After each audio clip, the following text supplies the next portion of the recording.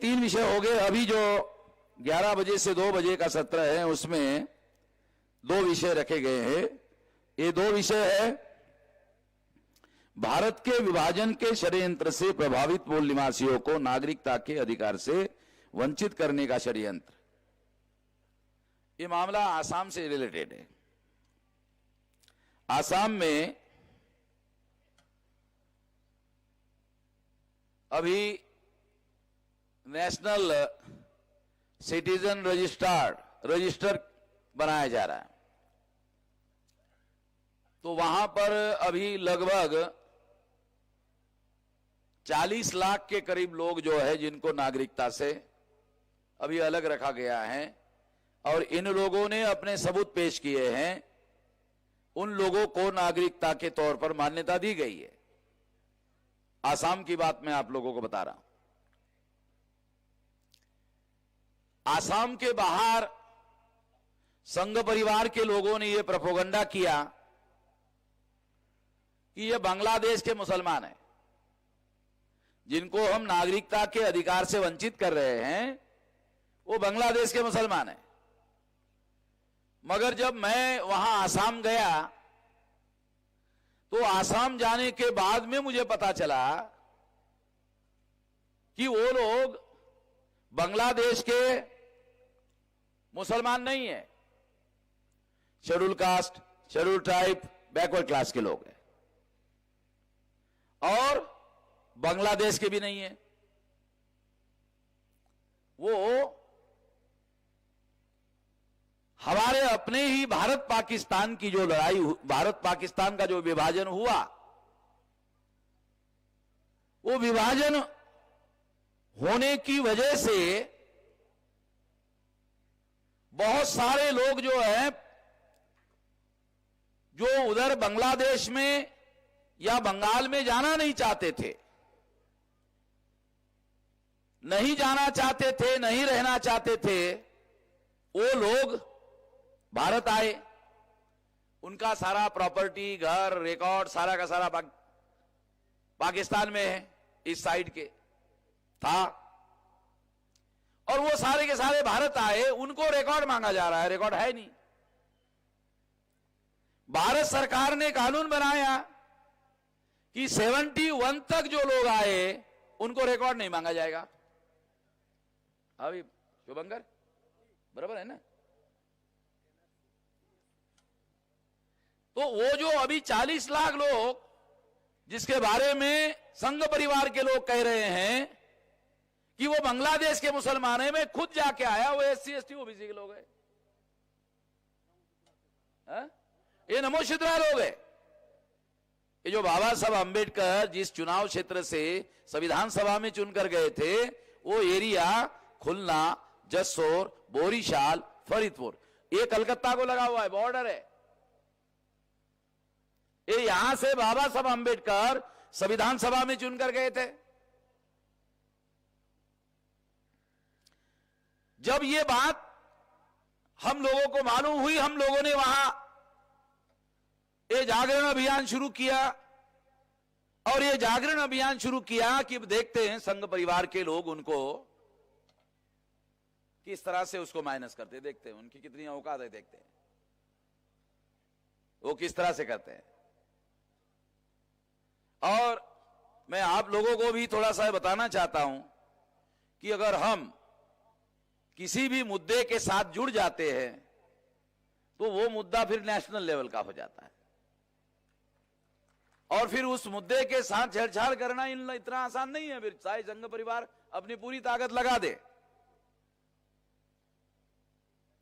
वो हम उसको होने नहीं देंगे।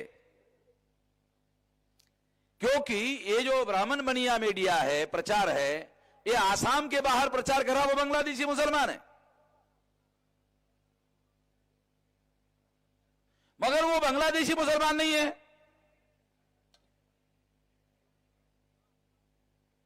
दूसरी बात ये कि अगर वो, क्योंकि उनके पीछे एक साजिश है, जब वो मुसलमान है नहीं, मुसलमानों को भी ऐसा लगता है कि वो मुसलमान है, मगर वहां जाकर देखने के बाद मुझे पता चला कि वो मुसलमान है ही नहीं, वो तो SC ST OBC के लोग हैं। अभी अभी अभी जो मर्डर किया अभी, वो सारे के सारे नमोशूद्रा लोग हैं, बंगाल के शेड्यूल कास्ट के लोग हैं। और जिन लोगों ने ये खुलना, जसोर, बोरीशाल और फरीदपुर से जिन लोगों ने बाबा साहब को चुन कर दिया, संविधान सभा में चुन कर दिया,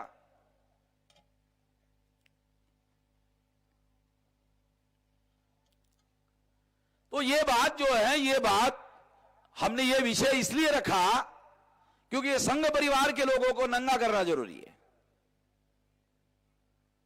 और सरकार की और बीजेपी की और संघ परिवार के लोगों की हमारे अधिवेशन पर बहुत निगाह है, क्योंकि हमको हमारे सीक्रेट सोर्सेस से जानकारी मिली कि सरकार ने आदेश दिया कि वामन मेश्राम क्या भाषण करता है उसका रिकॉर्ड करो।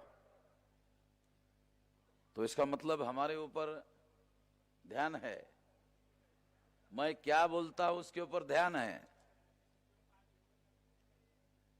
मैं करता कुछ भी नहीं हूं, बोलता क्या है उसके ऊपर ध्यान रखो।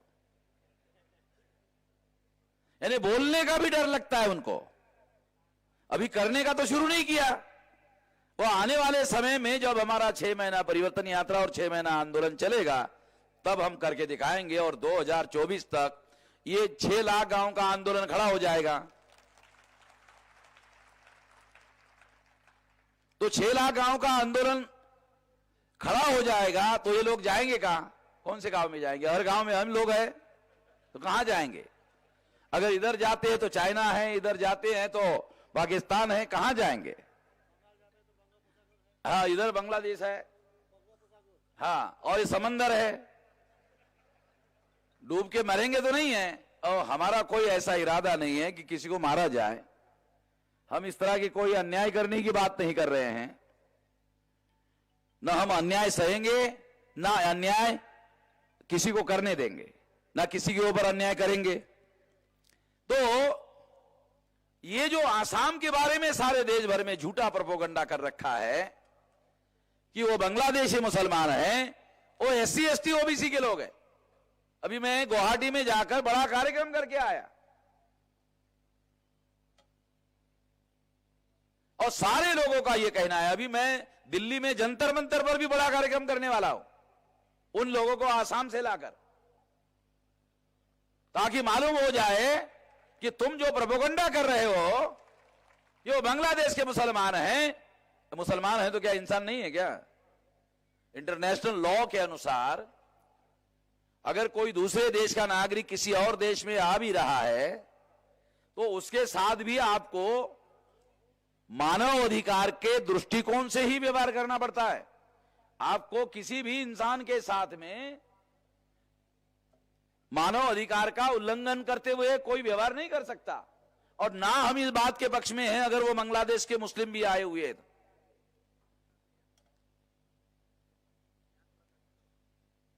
तो इस तरह से साथियों, इस बात को आप लोगों के सामने एक्सपोज करने के लिए ये विषय चर्चा करने के लिए रखा गया है। ये संघ परिवार के लोगों को नंगा करने के लिए रखा गया है।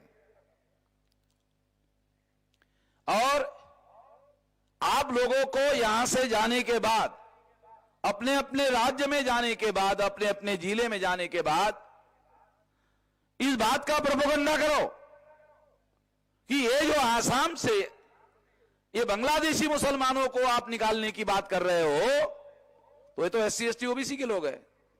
जो बीजेपी के अंदर SC ST OBC को गुलाम बनाकर रखा गया, कूली बनाकर रखा गया, हमाल बनाकर रखा गया।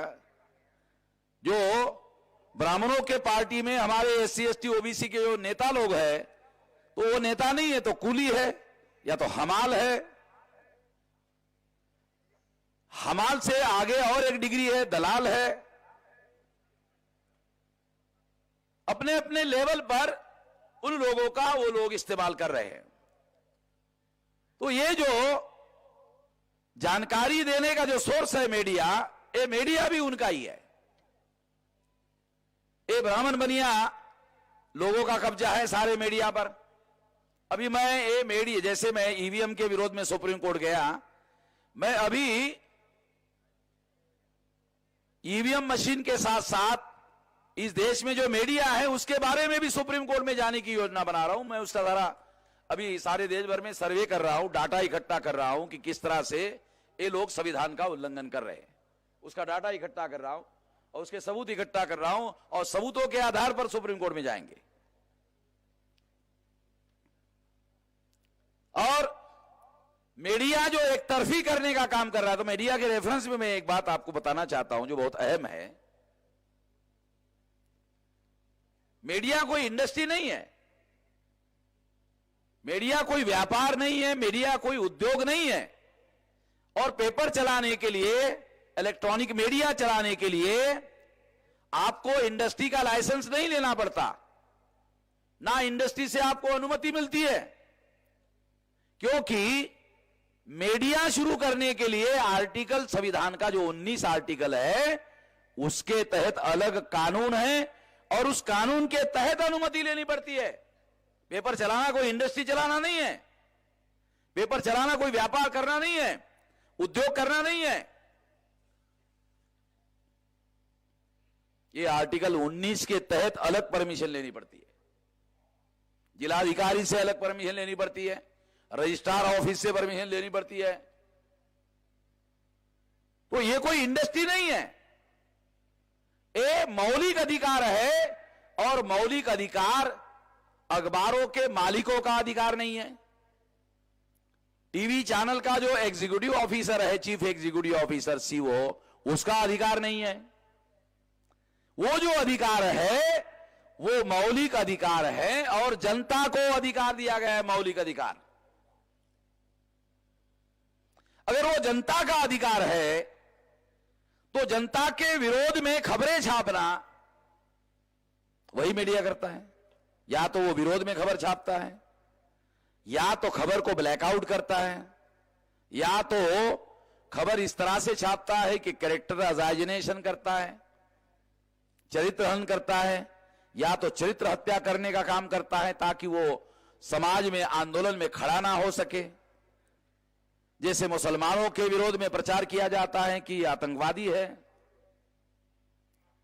सिखों के विरोध में पहले प्रचार किया जाता था आतंकवादी है। तो ये मीडिया की वजह से इन लोगों को आसान हुआ है। जैसे मान लो किसी अच्छे कुत्ते को मारना है, तो अच्छे कुत्ते को मारना तो अपराध है, तो 6 महीना प्रचार करो, ये पागल हो गया, ये पागल हो गया, ये पागल हो गया, ये पागल हो गया, पागल हो गया, पागल हो गया, और उसके बाद 6 महीने के बाद गोली मार दो। तो लोग क्या बोलेंगे? अच्छा हुआ यार, मैं उस गली से बार बार जाता था, साला हमेशा डरा रहता था, मुझे डर लगा रहता था, पता नहीं साला काटेगा तो मेरा क्या होगा।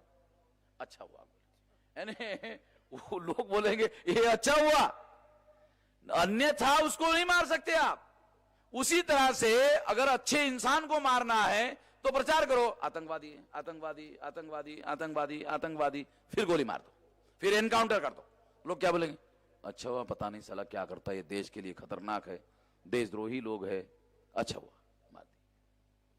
तो मीडिया जो है ये कत्लेआम में, सामूहिक कत्लेआम में शामिल है।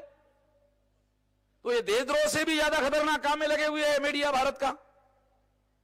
तो इन लोगों को आने वाले समय में हम टेकअप करेंगे आंदोलन के द्वारा, क्योंकि ये चलाने वाले जो लोग हैं और जो पत्रकार लोग हैं, ये चलाने वाले जो लोग हैं और पत्रकार लोग हैं, ये अखबार छाप सकते हैं, मगर लोगों के घरों तक पहुंचाने का जो काम है अखबार, तो SC ST OBC माइनॉरिटी के लोग करते हैं। जो डिस्ट्रीब्यूशन करने वाले डिलीवरी बॉय है गांव गांव में, घर घर में जो पेपर है उसके घरों में पहुंचाने वाले लोग हैं, वो तो हमारे SC ST OBC माइनॉरिटी के लोग हैं।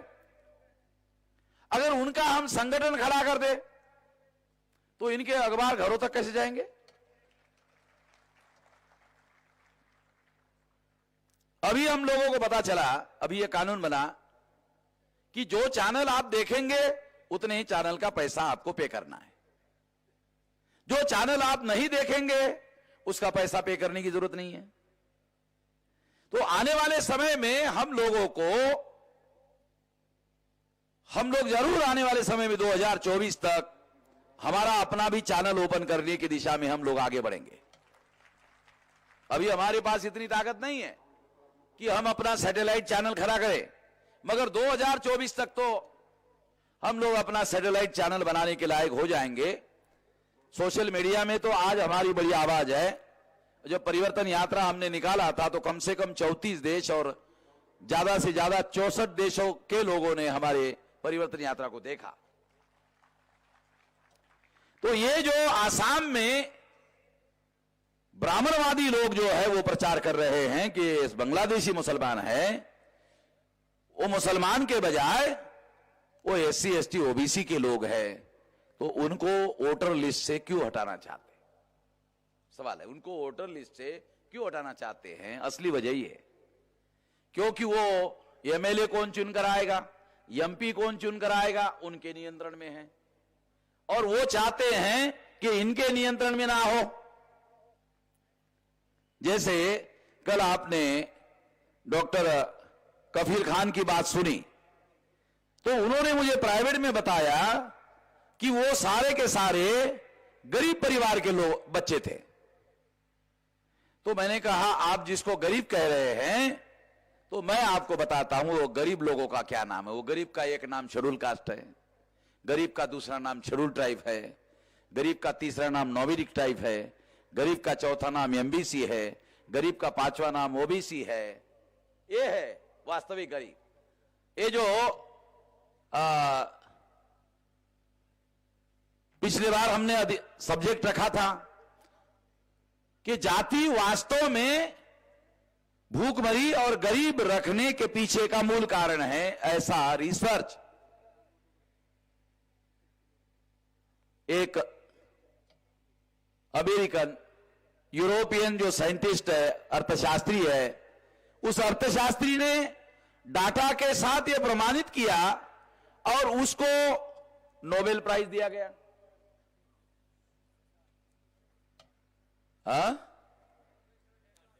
डेटॉन उन्होंने यह प्रूव कर दिया।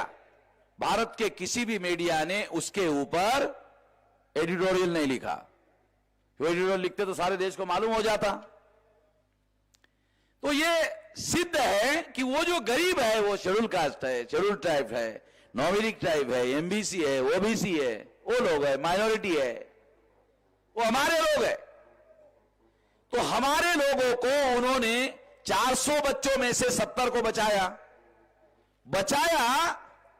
तो योगी ने उसको 9 महीने जेल में रखा। इसका अर्थ जानते हो? इसका क्या अर्थ है? इसका अर्थ यह है कि इस देश का ब्राह्मणवादी शासक वर्ग हमारे बच्चों को मरवाने के काम में जुटा हुआ है। और उसका संबंध किससे है? वो हमारी जो संख्या है, जिसकी वजह से MLA और MP चुनकर आने पर प्रभाव पड़ता है, उसको रोकने की साजिश कर रहे हो लोग।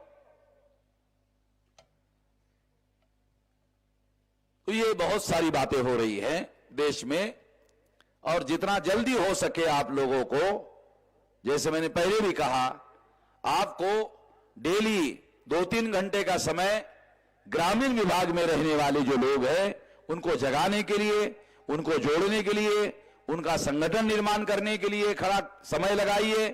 और जो सैटरडे संडे के छुट्टी का समय है, हर हालत में आपको गांव में जाना चाहिए और 2 दिन गांव में रहना चाहिए और 2 दिन गांव में लोगों का संगठन निर्माण करना चाहिए। अगर आप ऐसा करते हैं 2024 तक, तो ये बहुत बड़ा विशाल संगठन खड़ा हो जाएगा, बहुत बड़ी जनशक्ति खड़ी हो जाएगी। ऐसा करना होगा। इस माध्यम से मैं ये बात आपको खास तौर पर कहना चाहता हूं।